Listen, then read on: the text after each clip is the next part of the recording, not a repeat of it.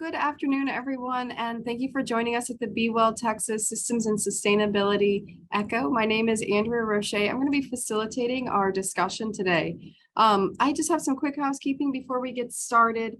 We are recording these sessions and do make them available for later distribution through the Be Well Texas YouTube channel. We'll throw that link over in the chat.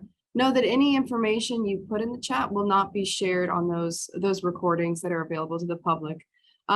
Please do stay muted unless you are speaking, and we encourage everyone to speak during these sessions. If you've joined by computer, you can mute and unmute selecting that microphone icon in the lower left of your Zoom controls.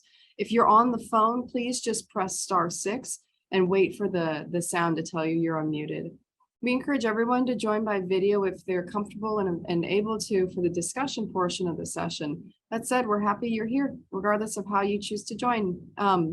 Because there are a lot of us here, though, we do ask that you keep your comments brief to allow space for others to speak as well. And know that you can also use the chat feature to share comments and questions.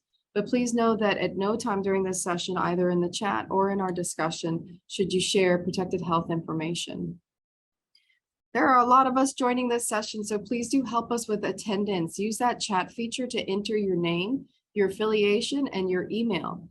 We appreciate your help in helping us capture a full record of these sessions. And just a special note to all the Be Well Texas providers, make sure you identify yourselves during this session. If you've joined by phone, you're not able to use that chat feature, so just send your email, your phone number, and your name to the Be Well Texas team. That's bewelltx@uthscsa.edu. We'll put that over in the chat. That helps us make sure we've got an accurate reporting of your attendance. Towards the end of the session, the IT team is going to send out a link to a post-session evaluation survey. Fill it out to give us some feedback on how we can shape these sessions to meet your needs and your priorities. But fill it out for another reason. Everyone who fills it out is eligible to get a $30 Walmart gift card and free CME and CNE. So our didactic today is on how neuroscience is changing addiction policies. And following that, we're going to have a systems case presented by Natasha. Thank you both for joining us. We're going to start the session with some introductions. Following that, we'll go to our didactics and then some announcements from the Be Well Texas program. Then we'll go to the case presentation and follow that with open discussion to identify shared challenges and resources we can all use to improve substance use disorder care. Thank you again for joining us at today's Echo. Again, these are spaces for all of us to learn and all of us to teach. So in that spirit, I encourage you to share your experiences, your questions, and your insight throughout today's session. So let's get going with some introductions. I'll start with the Hub team. Leslie.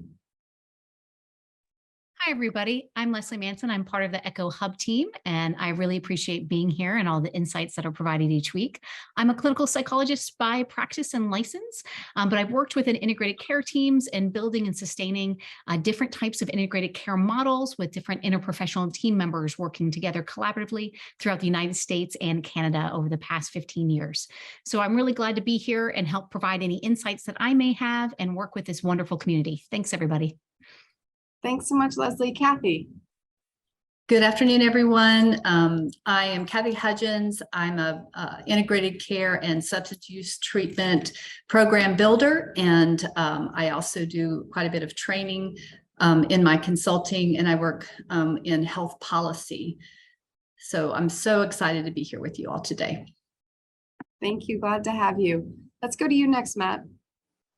Hi, folks. I'm Matt Rosa. It's good to be with you. My background's in clinical social work.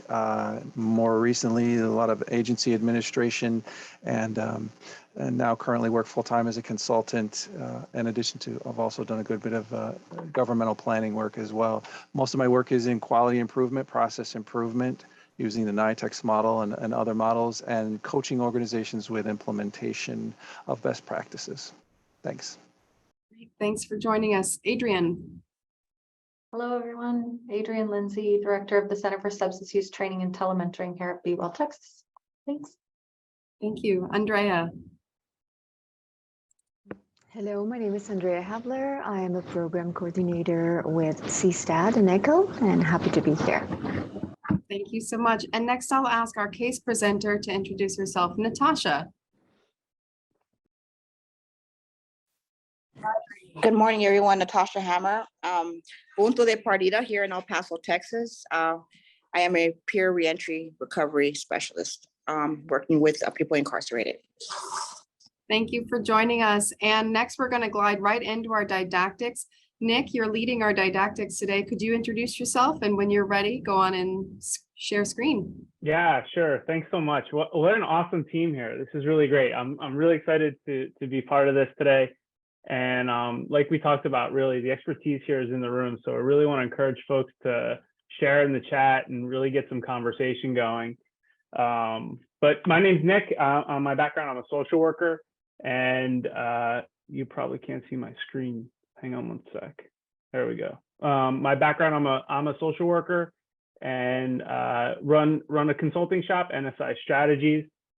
My background is also in integrated care and also supporting the implementation of evidence-based practices around substance use disorders and impacting policy. And Nick, I think, are you screen sharing yet? I thought I was. No, and I'm not. Thanks. Not a problem. This is always the hardest part of the presentation for me. You can get through this part. You can get through any of it. There we go. Looks great. Does that look all right? Okay, Yep. That's weird. Okay. Wait, no. There we go. Okay, so we're good? Yes. That looks okay? All right, so enough of that. That's my introduction. We're going to talk today for the next 20 minutes or so on really addiction treatment and also policy and also procedures. And we're going to tie that into the neuroscience of what we now know around substance use disorders and addiction, also a little bit of our history and how all that converges to impact of some of why we do the things that we do now the way we do it and why we need to change it. And so we have, there's no disclosures that I need to let you know about. What we're going to talk about in terms of our objectives is we're going to explain and identify the discrepancies between our neurobiological understanding of addiction and also our current policies, our approaches to addiction treatment care. We're going to do that, like we said, about talking about the neuroscience, but we're also going to talk about our history of policy in this country and how that has shaped the way that our policy is kind of laid out now and why it influences the way we provide care or don't provide care. And we're also going to talk about really what is embedded in all of this, how stigma and discrimination really is a critical dynamic that impacts policy, but certainly and very much so treatment of people with substance use disorders. And so when we talk about the neuroscience, and we could spend a whole day talking about the neuroscience because it is complex and fascinating and really critical to helping us understand substance use disorders and addiction. And we now know and are shifting away from the approach that addiction is just about not using drugs. And we know that addiction is not an all or nothing issue. There's a lot of gray and a lot of complexity in it. And like many things in our country, when we have public health issues and problems that we're looking to solve, we try and simplify them. You're either using drugs or you're not using drugs. And we know the danger of trying to simplify these complex issues. And so we now understand that substance use disorders, they are chronic medical conditions, and they're characterized by obsessive drug seeking that is causing these structural changes in many different components and parts of the brain. And it's important for us to make this shift because these brain changes are impairing a person's ability to make rational, consistent choices. And this is the key piece for us here. This part of the line that says despite negative consequences, because much of the policy that we've seen in our country is based on negative consequences, a way to help support and change behavior. And we know fundamentally now through the neuroscience that it's despite negative consequences. So I'm going to ask you to think about that as we talk about some of the policies as we move forward. It's important also to understand, that also a person who has a substance use disorder does not eradicate their free will. People with substance use disorders do exert and have self-control, but it's extremely compromised and opposed often by the overpowering impulses, cravings to use drugs and alcohol. And so, you know, I'm a lot of times I'll be talking about these dynamics, and someone will ask the question, well, Nick, you know, if it's not about choice and it's not about free will, you know, why do we hold the people accountable for, say, driving while intoxicated? Well, of course, we hold people accountable to the laws and the consequences. However, what we're talking about is a different shift in approach in treating people with substance use disorders that brings in an understanding, that brings in compassion, that brings in care, rather than the objectifying of people, which leads to the discriminatory practices that we've seen. And so that shift that we've seen over the last few decades is really understanding that from that discriminatory behavior towards people with substance use disorders is based in stigma. The difference between stigma and discrimination, when we talk about it, discrimination is the behavior of how we treat people differently. Stigma is the stereotype or concept or the way that we think about people with substance use disorders. And so some of these things, as we look at them, are really going to challenge the way that we think about people with substance use disorders. We know half the risk for addiction is conferred by genetics. So when we think about stigma, we know that is rooted in two areas, couched in cause and controllability. What we mean by cause and controllability is that did somebody do something to cause this? And is it their fault? When we say it's not your fault, that we reduce stigma. And so that typically is not the experience when we talk about think, treat, and write policy for people with substance use disorders. And so if we know half the risk for addiction is conferred by genetics, is that someone's fault? Is that something that they can control? The answer, of course, is no to that. So we start to see how these evidence-based perspectives start to challenge some of the antiquated views of how we've shaped policy for people and treatment for people with substance use disorders. We also know most people who use drugs and alcohol do not develop an addiction, which I think contributes to a really big part of why in this country we are very judgmental towards people who have a substance use disorder. We know around, you know, if we took 100 people and gave them heroin for a few months, 80% of those people would be like, wow, that stuff was great. It made me feel really good. It solved some of my co-occurring disorders, but I'm in trouble with this. I'm in trouble with my relationship. I'm losing my job. I'm going to stop using this stuff. And they figure out a way to do that. And 20% of the people say, oh my gosh, this stuff's really great and I really like it, but I'm in trouble with the law. I'm in trouble with my relationship. I'm losing my job. I want to stop this stuff and I can't.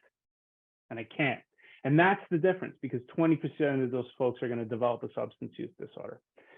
And so those are some interesting perspectives for us to think about how we think about people with substance use disorders and addiction.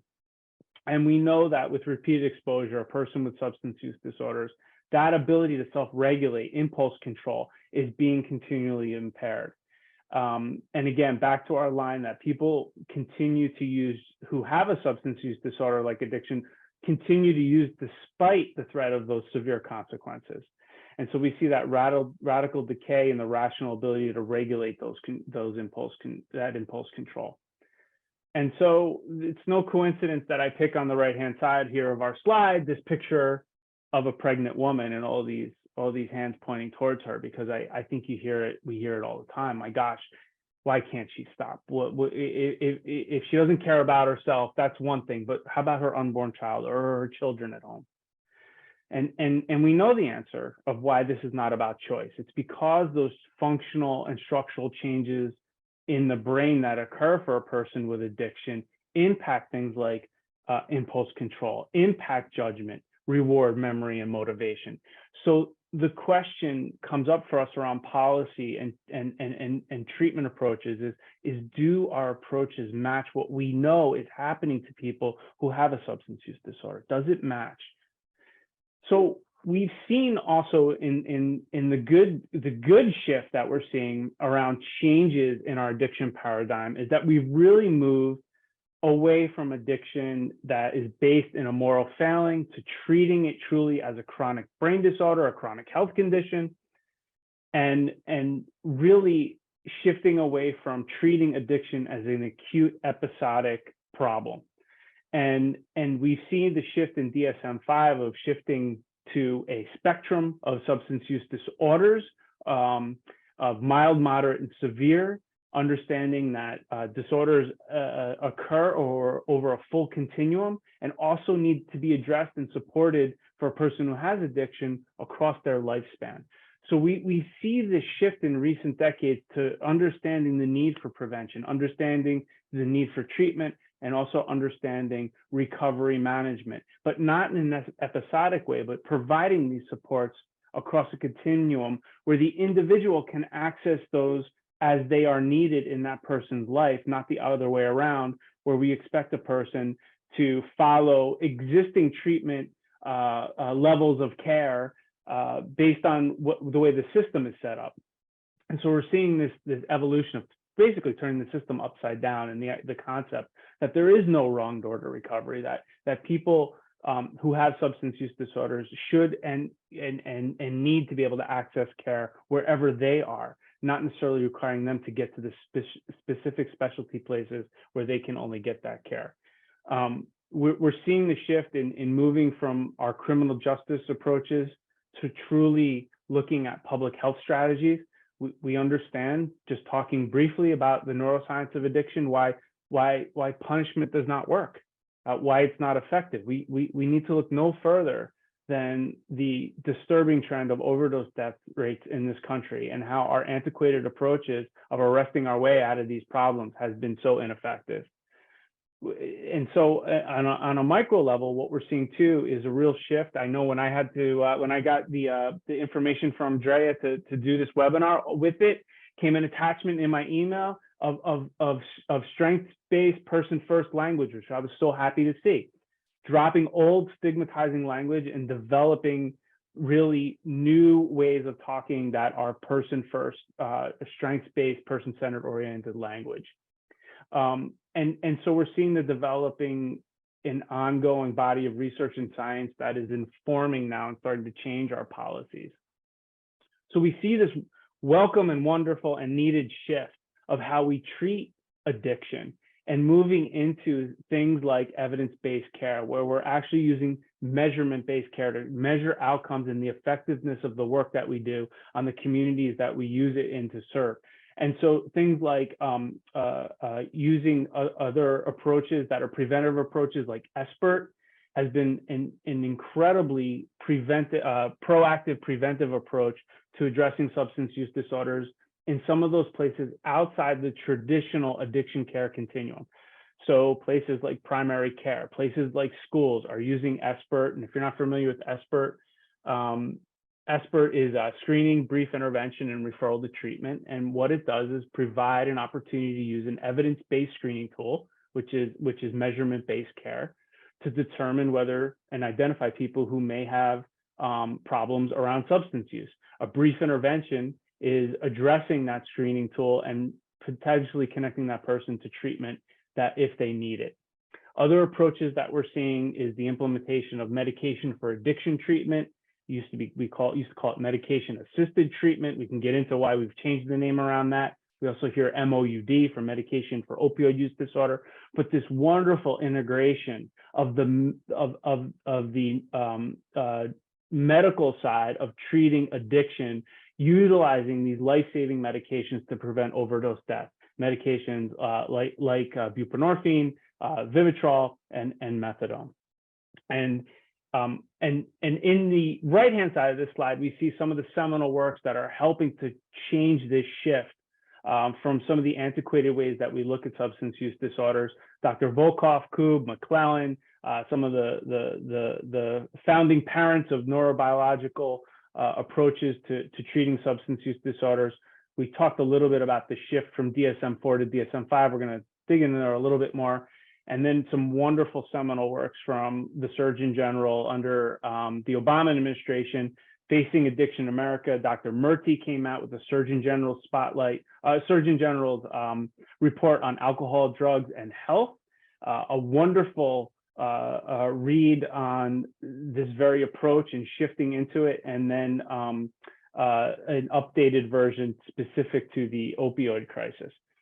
So some of what we are talking about changing is also based in our history and really kind of goes back to our approach of trying to, again, arrest or use legal resources or punishment around the criminalization versus providing treatment for folks. And so we see many of our antiquated policies are rooted in racist and also in white supremacy. We see a lot of what you're looking at here, the Smoking Opium Exclusion Act, the anti-Black and African American cocaine laws.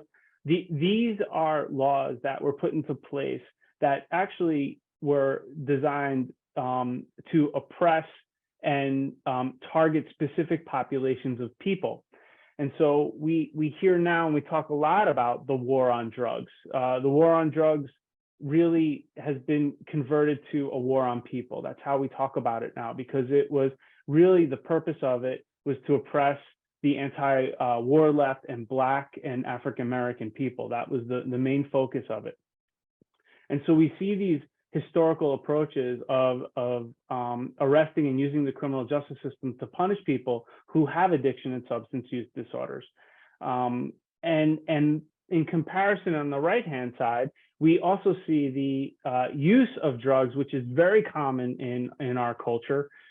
You can see here cocaine tooth drops, that where drug use is allowed to be used and legalized in many ways, depending on the groups that are using those drugs in this country.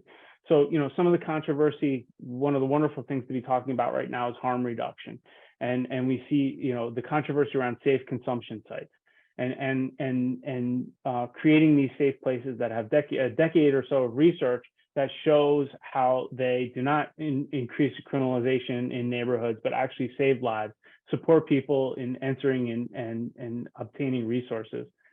But we do have safe consumption sites in most cities across this country for alcohol use. They're called bars, and regulated use of alcohol, where we know the alcohol that we're getting in those bars has a certain amount of alcohol in it, and we know that it's safe, that it's not tainted with things like fentanyl. And so if you think about the hypocrisy in some of the ways that we view different drugs depending on the different folks that are using it, you can see some of the discrepancies in our laws. So some of the current responses that we've seen that are very exciting, that are shifting away from these antiquated older ways of looking at addiction and the people who have addiction, or some of the changes in DSM-5 criteria. Wonderfully, when we shifted from DSM-4, we got rid of that stigmatizing language. We got rid of the words abuse and dependence, which, my goodness, we're way off. It's even hard to believe that DSM-4 did not include cravings as criteria, which shows you how far behind it was. But from a policy approach, also DSM-5 shifted away from legal issue as a criteria for having a substance use disorder, because we all know if I walk through a random city in certain parts of this country, because I'm white, I'm going to have a much less likely chance of having criminal justice involvement if I was African American Black. And so those considerations are changing the way we diagnose and treat. We're also seeing in many pockets of the country the implementation of medication for assisted treatment, for addiction treatment in the criminal justice system. MAT and MOUD implementation really, comes from a controversial place. Maybe we can talk a little bit about that, but we're seeing the impact and the shift of the acceptance of using medications to treat substance use disorders. And then the harm reduction movement, which really is a human rights issue that also leans into adjusting policies, adjusting treatment approaches in a patient-centered way. Some of the really positive changes policy-wise was the impact of the Affordable Care Act. We see expansion of coverage. On the right-hand side, on the left-hand side rather, some of the really great things that are happening where we're expanding treatment and coverage for substance use disorders. It requires Medicaid and state insurances to cover substance use disorder treatment. We hear a lot about parity, where substance use disorders need to be covered in the same way other health conditions are covered. That's all really great stuff, and it is making changes. The problem is we don't necessarily have Affordable Care Act police to monitor this and to put the teeth into making sure that this act is upheld. And so it has been a struggle in actualizing a lot of the wonderful things that are in the Affordable Care Act. Some next steps in advocating for equitable and just substance use treatment decriminalization. Really, we're seeing some great shifts of treatment modality shifting to a chronic care model, utilizing the chronic care model, which is so effective for chronic health conditions like diabetes or hypertension. We see the effectiveness of that for substance use disorders. We're seeing a real shift and attention to the fact that still for decades, only 10% of the people who need treatment for substance use disorders are able to access care in this country. If we said that about any other chronic health condition, there would be outrage. And so we're seeing some of these shifts around the Substance Use Prevention, Treatment, and Recovery Act reauthorization.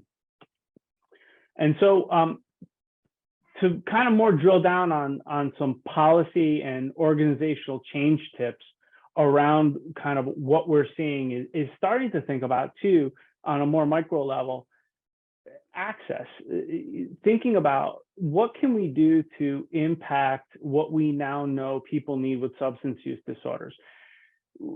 How long does it take to get into treatment? Well, if it's taking weeks and weeks and weeks, we know that that's not effective. So what are the things that we can do? Well, taking a look at our intake and what it takes to access care, like things like making sure and demanding that every client that accesses care does a biopsychosocial assessment.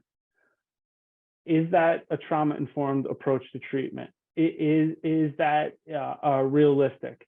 Also, there's no evidence base that says a 1 hour to 2 hour biopsychosocial assessment is effective, which is frightening because that's how we do it all the time, everywhere it seems, is these long biopsychosocial assessments. Is there in our assessment, is there in our intake process exclusionary criteria that needs to be challenged? I've worked with organizations and worked in organizations where you can't enter you get kicked out of treatment if you're using drugs and alcohol, which is the very reason that you came into treatment. And so starting to challenge some of the abstinence-only approaches and really shifting into strength-based approaches when we talk about how to change access to care. Also retention. If I do get into care, how do we support people staying in care?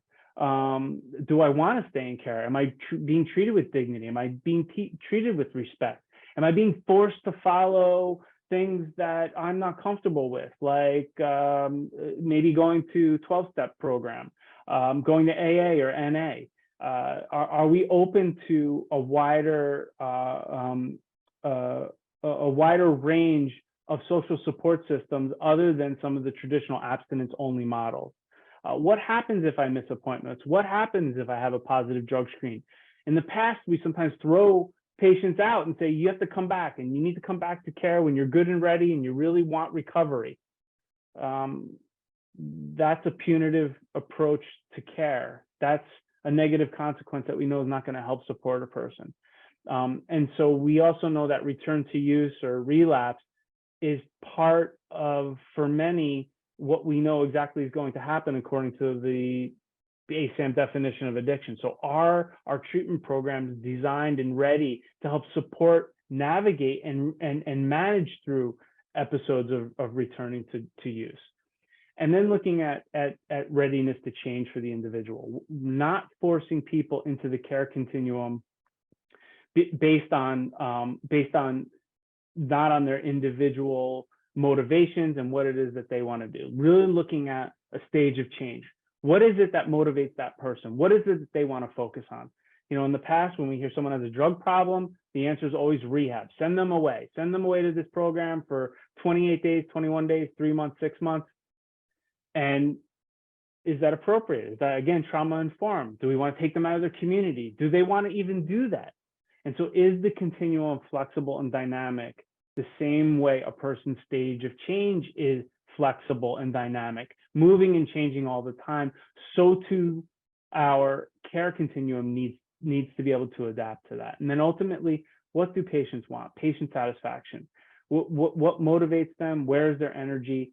Can we align with what it is that they are willing to do to help engage them and keep them in care? And so I'm going to go ahead and stop sharing my screen. And I think we're going to dive into any questions. Hopefully I threw a bunch of different things out for us to kind of maybe have some good conversation and talk about. Great, Nick, thanks so much. And you queued up just what I was going to say. Any questions from the audience? That was a really, really great overview of sort of policy, public perspective, how they shifted and maybe where we can still keep pushing. Any questions from the group?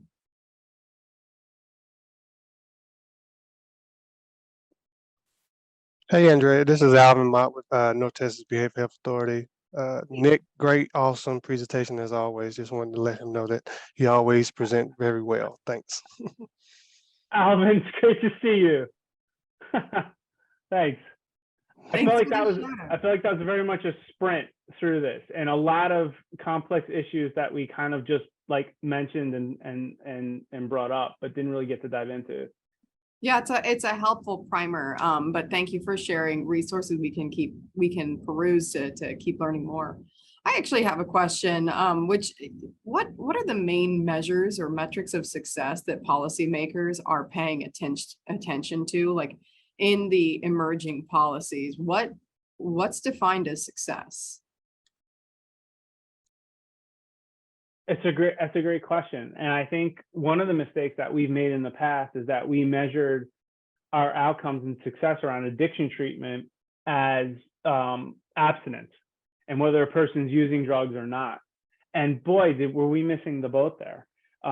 Because that's not a measurement of how well a person's doing in their life. And it speaks to the older way of thinking about addiction as either you're using drugs or you're not using drugs, and that's the success.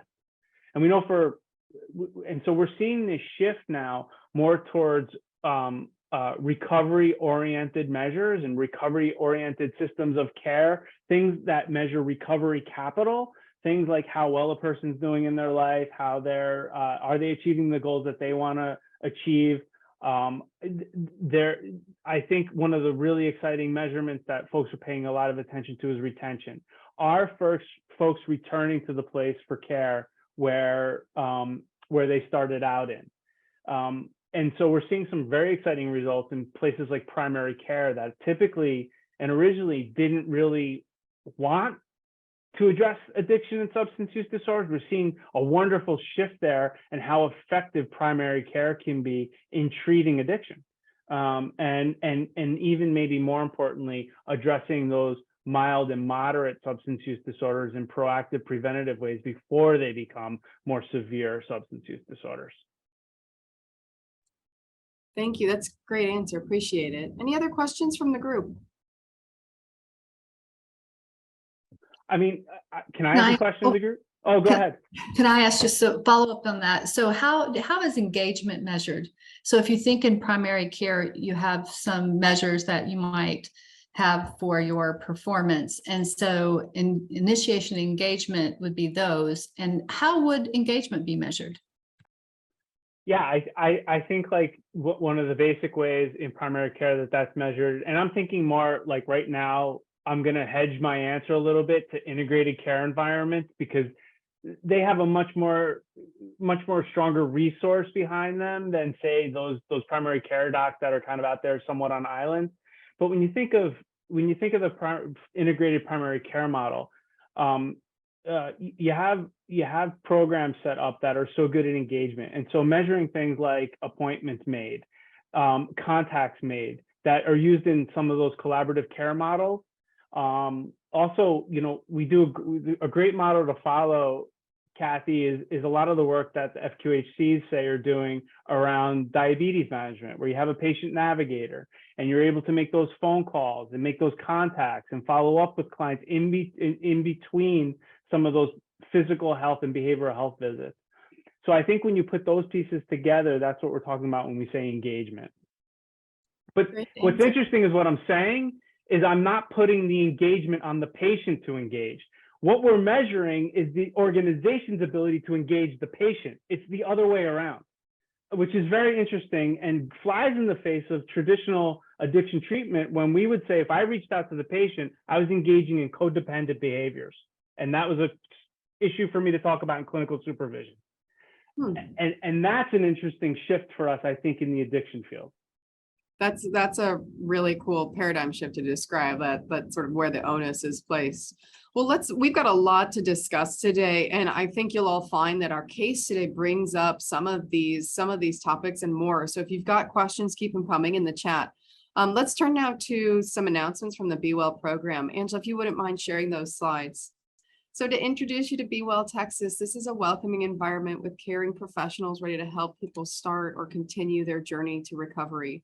Be Well Texas is committed to expanding equitable access to compassionate, evidence-based care for substance use disorder throughout Texas. Next slide. The Be Well Texas Clinic provides high-quality treatment for addiction and mental well-being, offering insurance, self-pay, low-cost, and no-pay options. To learn more, please visit bewelltexasclinic.org. We'll throw that link in the chat in just a few moments. Next slide. If you need technical assistance beyond what is offered in these ECHO sessions, we want to invite you to complete an online request form, and we'll be happy to assist you with some more individually tailored technical assistance. Next slide. An important reminder, everyone. So our next Systems and Sustainability ECHO is going to take place on Monday, November 28th, not the usual Thursday because of the holiday. So that Monday after Thanksgiving weekend will be our session. We hope to see you there. Keep an eye on your email for updates to your calendar invite from the Be Well Zoom account, and also updates from the Be Well Texas program about all of this. Just want to make sure we see you all there on that Monday. All right, I think that's all the announcements. We're going to turn now to our case presentation for today. And again, after the case, we'll open the room up for questions and conversation. And as a reminder, we want to hear as many voices as possible. So please do share, but also keep space for others to join the conversation as well. Natasha, once Angela shares your case form on the screen, please just walk us through the case for today. All right, good afternoon, everybody. My name is Natasha Hammer. I identify as a woman in long-term recovery. I'm currently a reentry peer support specialist in El Paso, Texas at Punto de Partida. We're a division of Recovery Alliance. I work with peers who are incarcerated or newly released from prisons. These peers do have a desire and an interest in working through the challenges of their substance use disorder, and they're trying to change their life. Through trust building sessions, I attempt to discover what their challenges are and how they would like to implement their lives. So we have sessions, we talk about it, and I get to set a rapport with them, and we go over what is it that they want to achieve. So my desired outcome of these trust building sessions, my desired outcome as a recovery coach and a person with a lived experience with substance use disorder, mental health, and incarceration, is that my peer has prompt access to the resources needed to achieve their desired outcome.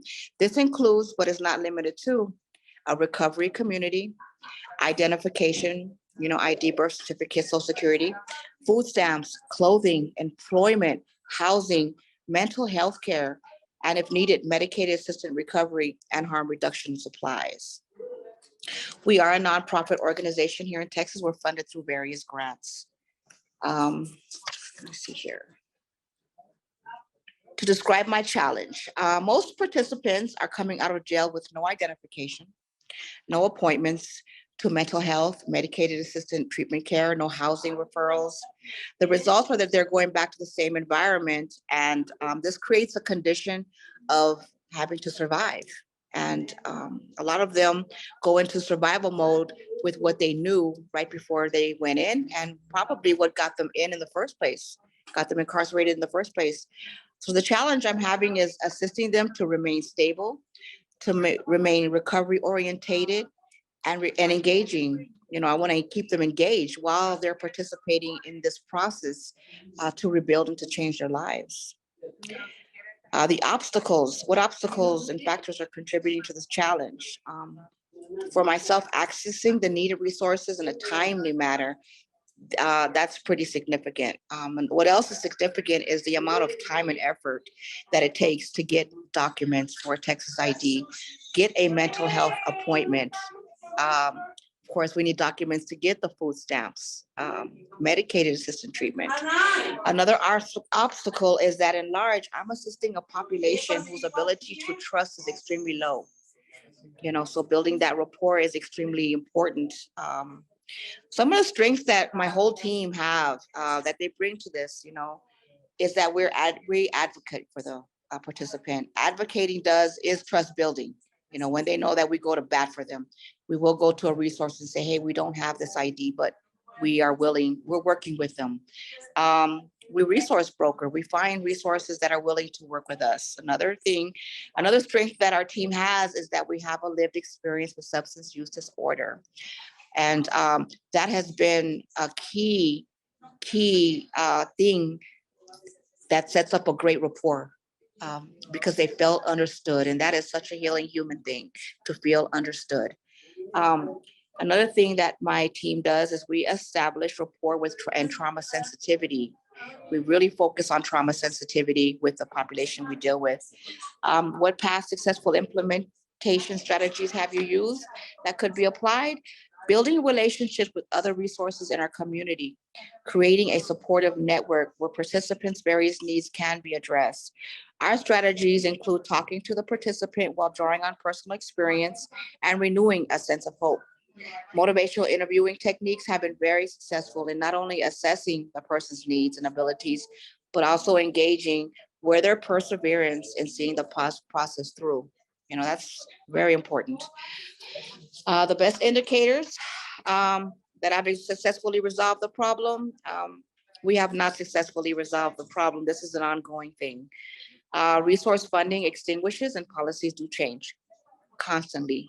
Fortunately, a lot of the community awareness has shifted towards a positive approach that supports recovery in all aspects, which we were talking about earlier, where we're having a shift, which is great. So therefore, with advocacy, they have been more inclined to work with our population. To keep abreast of what's current, we partake in as many recovery-orientated systems of care meetings as possible. Super helpful. What specific questions do we have for the hub? The questions that I had, and one of the hub members was like, that's a great question, is how can we make this easier for all of us? I think this kind of meetings is what's making it easier for us. But I do have the question to the hub is what's working for you? We are dealing with resources that are steeped in policies and procedures. What has worked for you in maintaining active long-term engagement with the individuals that we work with? That is my main question. And thank you for letting me present. Thank you so much, Natasha. Angela, you can stop that screen share. Thanks for sharing your personal experience and the goals you have for yourself as a professional, but also those of your organization. Really, really great presentation. And we appreciate you sharing strengths and challenges your organization is facing and also those of the individuals it serves. I want to open this up to the room. I actually want to turn it just a little bit because I do think that question might be angled toward the hub, but kind of the resource sharing hub is all of us here. So opening it up to the room, do others on the session have questions for Natasha or impressions about the case she's presented today?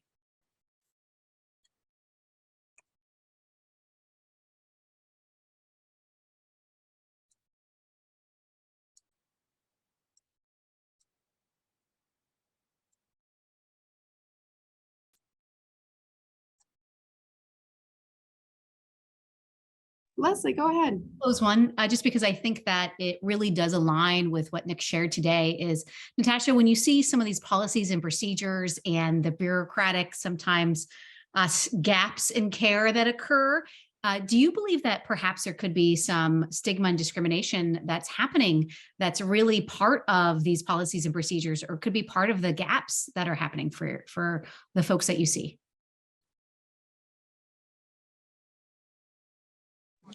Thank you, Leslie. That's a good question. Yes, the stigma and the discrimination, I think it becomes kind of like the way things are, and this is how we've always done it. And the next employee teaches the next employee that, oh, well, we don't really want to look at them. We don't deal with those people. Just shoo them away, or whatever the case might be. I think it becomes like a work culture and acceptable, and therefore a stigma and a discrimination. That it's high. It's high. Yes, absolutely. I saw some nodding heads. I wonder if others might share similar experiences. Jose, I see you've unmuted. Yeah, I have. They say I'm a recovering bureaucrat.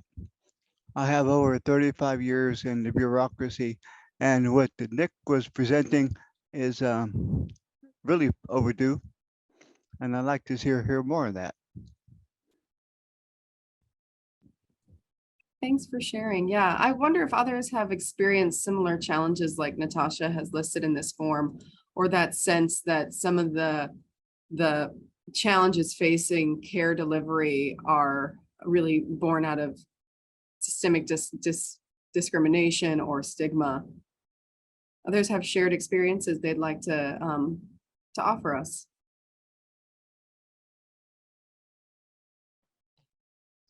And I might just tag on to what to that question, Andrew, which is what might motivate those systems to do something different, like the paradigm shift that you identified when Nick was talking. What might motivate them to measure something in terms of their ability to help Natasha do what she wants to do in terms of those accessing of resources, challenges that she's experiencing.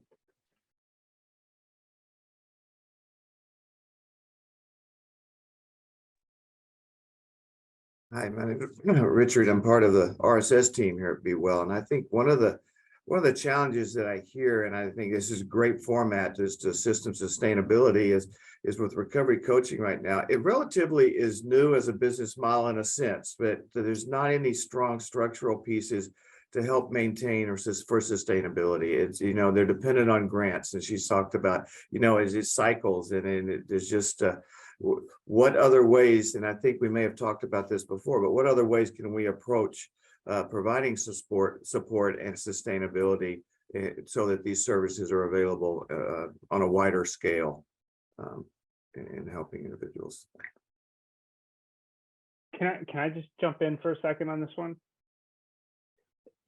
I think too, this is the way we've always done it, really rings true for so many of us. And I was one of those providers. I was taught in the older, antiquated way of not trusting people with substance use disorders because they lie all the time. Now, of course, we know that's not true, but that's one of the examples of stigmatizing, right, and discriminatory approaches, right, and that they're deceitful, and that those people are that way. So I think if we're going to really talk about changing policy, whether it's on for a county or a state, but even in an organization, is that we also have to come from a place of compassion and understanding and complete unacceptability of it. And what I mean by that is that it's not acceptable that we behave or do those things, but also understanding that I didn't challenge or confront clients from that perspective because I didn't want to be there to help them. That's why I got into the field. That's why I did what I was doing. I thought that was the best thing to do. And with that, when I look back at that, and I talk to you right now about it, it brings shame to me. And so if we're going to address these issues and talk to our organizations about them, we have to be ready for that part of the conversation as well. Because if I feel shame, my first reaction is to do what? To be defensive and to say, no, that's not how it is. And that's how the door is closed. And so I just bring that out also too, as we may be right about discrimination and stigma, but but we have to also make sure that we are being even keeled and balanced when we start to address these things so that we have the most opportunity for changing them. And I think looking at all those dynamics is so critical as we start to very much need to challenge these issues in our organizations.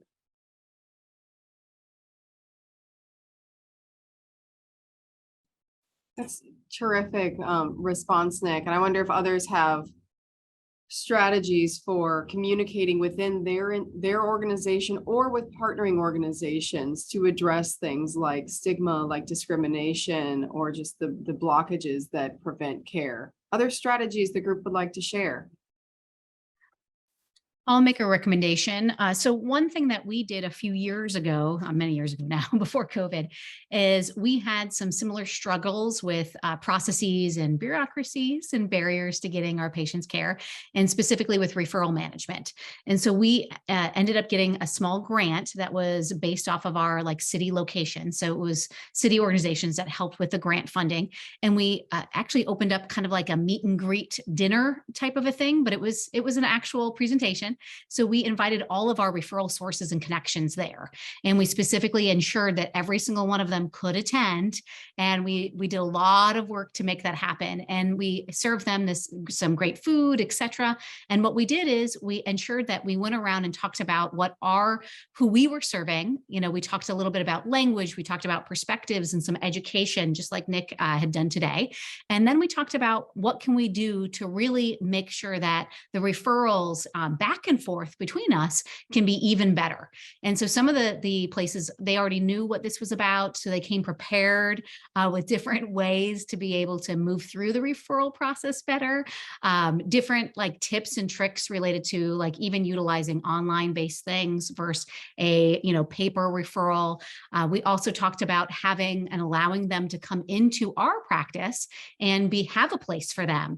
And so a couple of them took us up on that offer. And so they were actually at our facility 2 days a week. And then they would provide right there access and care for for very specific things. So we actually had SNAP and other places that did that. So we were able to bridge some of the kind of problems and barriers we had. So I give that as an offering too. That might be something that's helpful. And from that is one of the ways that we had actually been able to learn a little bit more from SNAP. And we learned that SNAP actually gives money for every SNAP application that's submitted and completed. And so our partner that was invited related to SNAP services met with us and helped us to become a partner for SNAP with the state. And so we got even more grant money related to that because SNAP ended up giving us money. And so we ended up being able to even boost our services even more. So just as another, example there.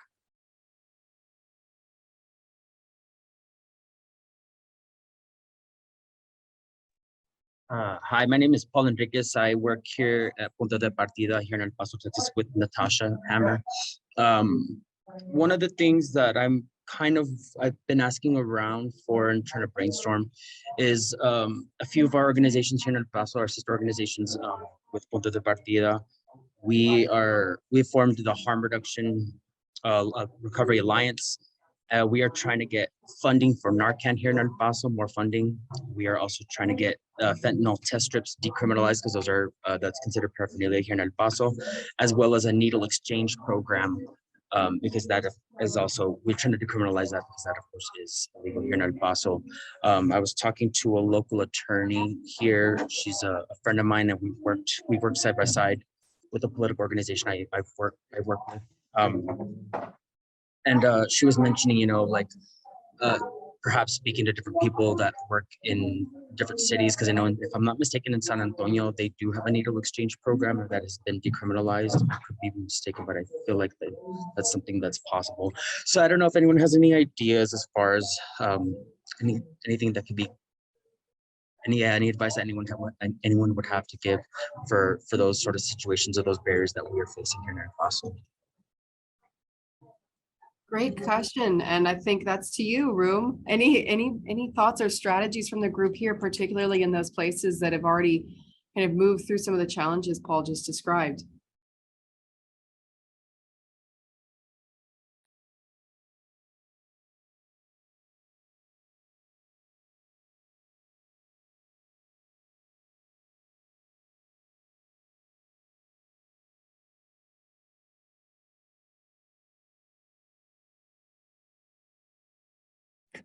I'll confess, I'm actually not sure of San Antonio's status. Is there a needle exchange program? I remember the early attempts to get one, but whatever came of that. Does anyone know?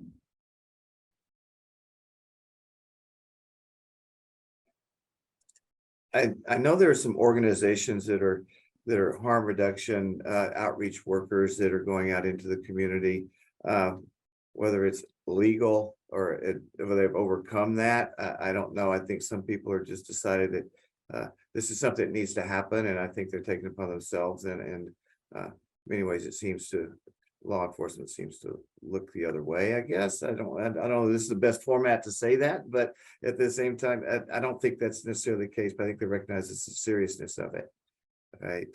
So no, I don't think they've overcome the legislative piece. To the comment in the chat though from Vicky, it is allowable only in Bexar County. I believe it's as Vicky mentioned, the only county where syringe service programs are legal, and Corazon Ministries operates the Bexar County program. Thank you. But it's I can say as someone new to Texas, it was incredibly confusing that wasn't consistent across counties when I first moved here. And David, you mentioned a couple of things in the chat too, in particular what San Antonio Fire does. I wonder if you might unmute and talk a little bit about those resources. Sure. We try and reach out to those who overdose the next day and offer them peer support through Zacata, peer counselors. We provide addiction recovery resources, Narcan kits, and if they're ready to go into recovery, we can do Suboxone.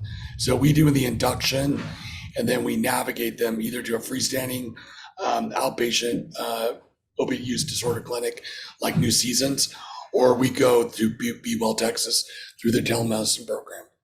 So that's grant funded. When we're in a pause right now because we have a grant hiccup, but it's been a very successful program for harm reduction, on both ends. And it's, using our partners in the community to the best advantage. Firefighters have a unique ability to go to those places as a non-judgment zone, right? They're a trusted member of the community. And so our folks can open up to them and discuss what their challenges are.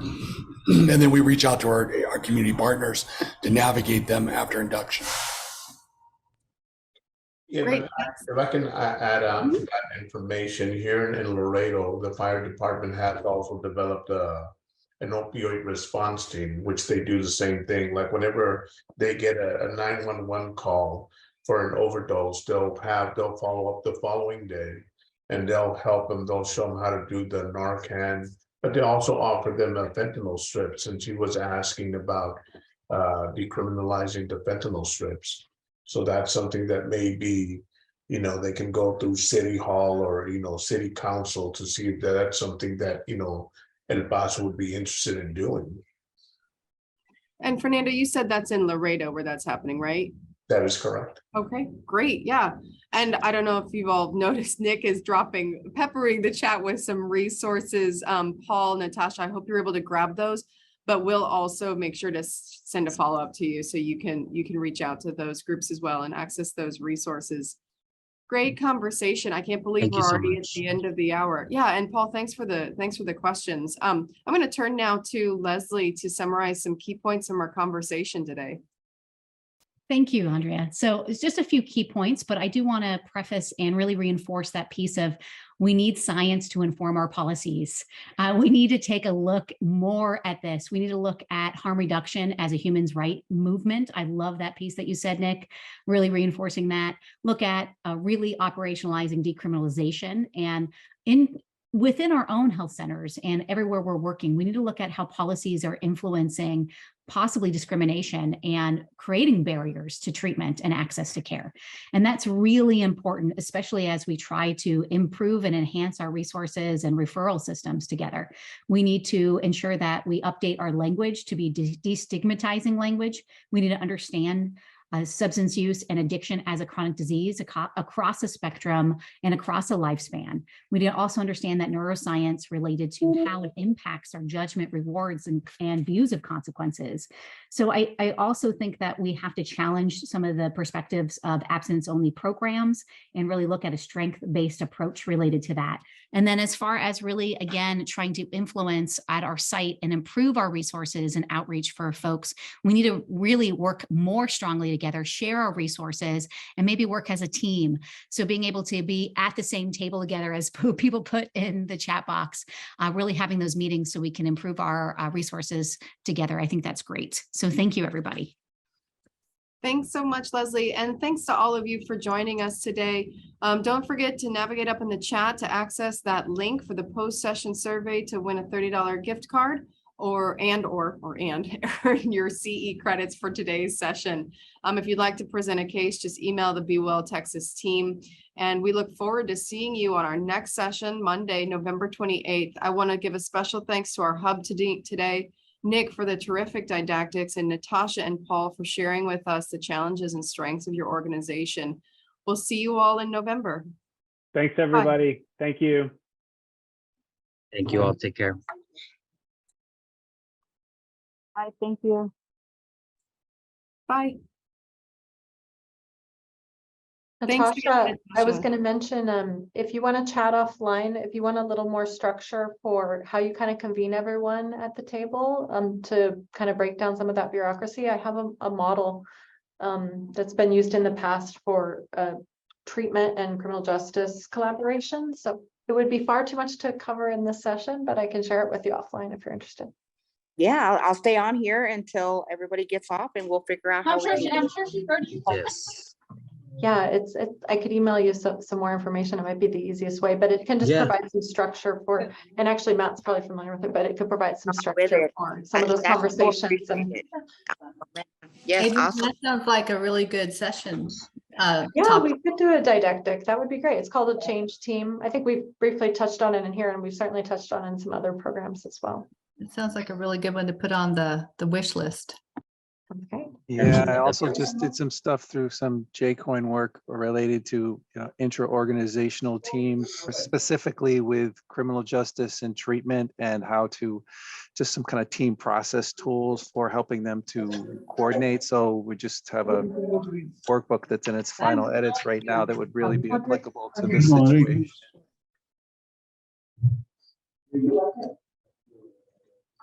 This is great, guys.